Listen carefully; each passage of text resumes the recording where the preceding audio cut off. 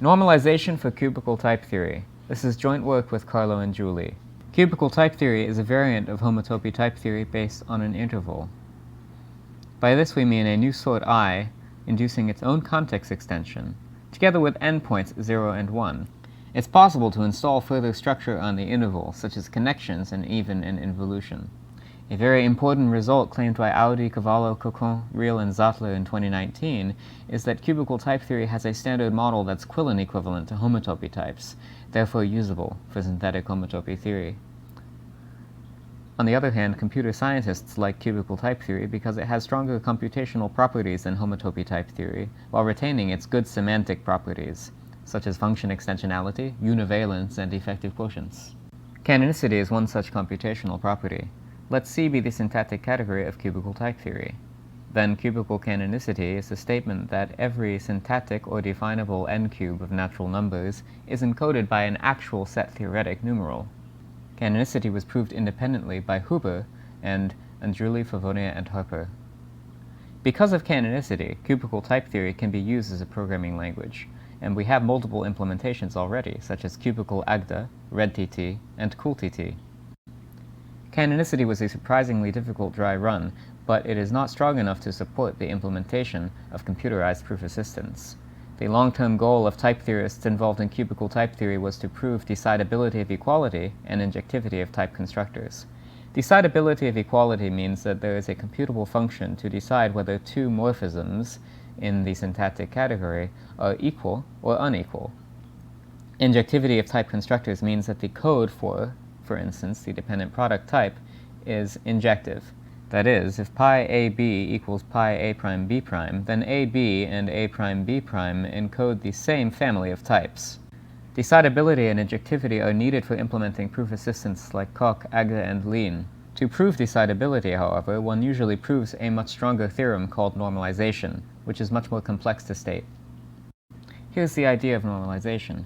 Cubical type theory, like all type theories, has a standard presentation by operations and equations. If we could present the theory with only operations and no equations, then both decidability and injectivity would be trivial. Based on this insight, a normalization argument proceeds as follows. First, we define a family of sets of normal forms indexed in morphisms of the syntactic category, such that each fiber of this family of sets satisfies decidability and injectivity by inspection. Then, we prove that each of these families induces an isomorphism, that is, a sound and complete representation of morphisms by normal forms. Both of these steps require some creativity. Although we currently lack a conceptual understanding of why normal forms are the way they are, insights due to Gensen and Tait teach us that normal forms ought to be divided into two classes, neutrals and normals. Neutrals represent things like projection maps and co-units, whereas normals represent universal maps and units. Neutrals are included into normals at any type that lacks a universal property, such as a type constant in a theory.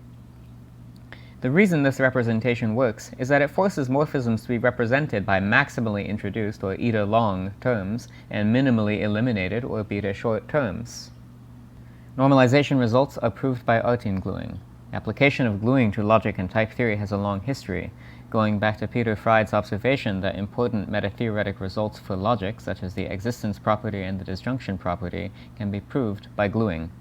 Many others contributed to the logical and type-theoretic understanding of gluing.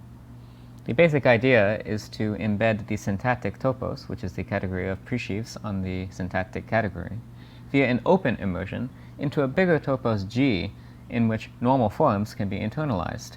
Here, G is an Artin gluing that recovers C as an open subtopos. We then define a model of C in G that restricts the generic model under the open immersion. This model is called a computability model, and we denote it by lowercase g. The open immersion we denote by lowercase j. It is important to understand that normalization is not an immediate consequence of the computability model just described. Normalization of type theory and lambda calculus are sadly not just abstract nonsense.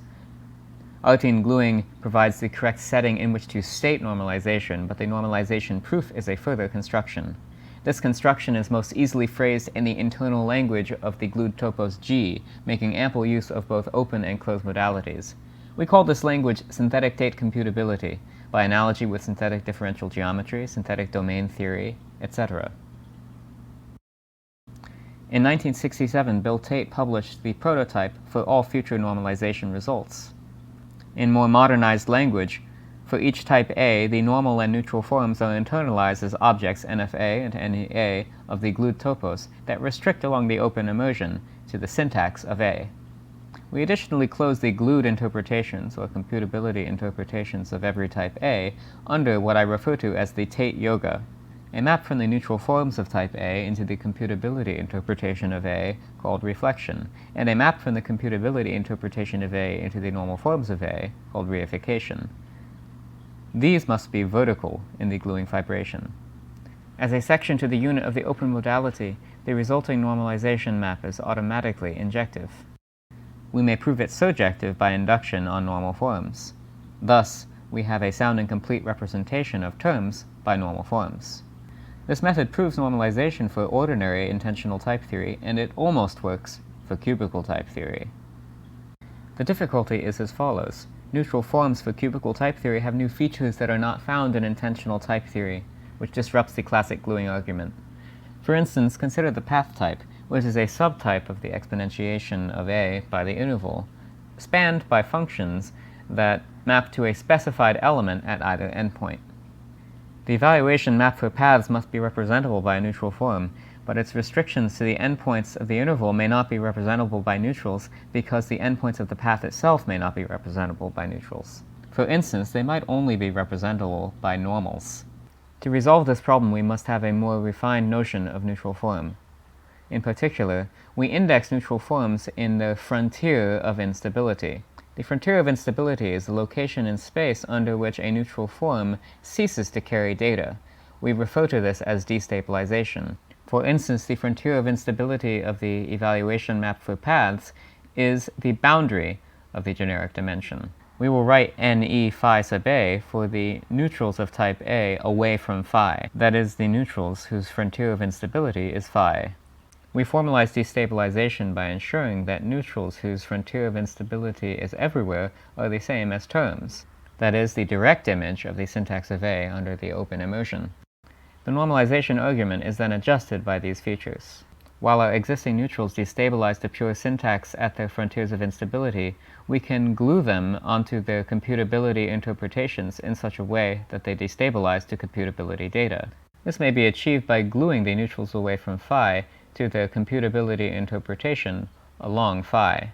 We refer to the resulting object as the stabilized neutrals. To gain a geometric intuition for the notion of stabilized neutrals, it is instructive to view them as varying along the spectrum of possible frontiers of instability. When the frontier of instability is nowhere, we have conventional neutrals. However, when the frontier of instability is everywhere, we have pure computability data. In this sense, stabilization interpolates between conventional neutrals and computability data. The Tait Yoga of reflection and reification is then upgraded to account for stabilization. The reflection map now goes from stabilized neutrals into computability data, and it must cohere both with the restriction of computability data to syntax along the open immersion, as well as the restriction of computability data to the frontier of instability. The normalization result follows from the theorem that every type is closed under this stabilized Tait Yoga. To summarize, we have proved the following results for univalent cubical type theory with a countable cumulative hierarchy of univalent universes. Every type and every term has a unique normal form. The judgmental equality of types and terms is therefore decidable. Type constructors are injective. As a corollary to the above, type checking is decidable. To learn more about these results, please see our LIX 21 paper as well as my soon-to-be-released dissertation.